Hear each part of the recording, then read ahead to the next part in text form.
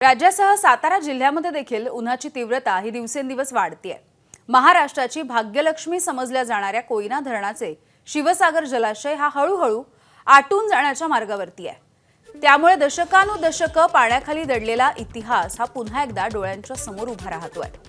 शिवसागर जलाशयाच्या बुडीत क्षेत्रामध्ये गेलेली गावं, जुनी घरं, प्राचीन मंदिरं, देवांच्या मूर्ती, दगडी पूल, बामणोलीची जुनी बाजारपेठ आणि दळणवळणाची साधनं आता पुन्हा एकदा उघडी पडू लागली आहेत। 105 टीएमसी क्षमतेच्या या धरणामध्ये सध्या फक्त 26 टीएमसी इतकाच पाणीसाठा शिल्लक आहे।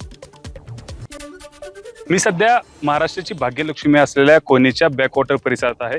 मी बामणोली परिसरातील हे तुम्हाला दृश्य दाखवतोय। या ठिकाणचं मोठ्या प्रमाणात जो कोयनेचा बॅकवॉटर आहे यातील पाणीसाठा कमी झाल्याचं चित्र आपल्याला पाहायला मिळते। त्यामुळे जी प्राचीन मंदिरं या भागामध्ये होती, या पाण्यामध्ये लुप्त झाली होती, ते देखील आता आपल्याला दिसताना पाहायला मिळतात। एकंदरीत जर पाहिलं तर नंदी असेल, त्याचबरोबर प्राचीन मूर्त्या असतील, विरगळं असतील, त्याचबरोबर छोटे मोठे जे शिवमंदिराचे काही अवशेष असतील, हे देखील आपल्याला आता पाहायला मिळत आहेत।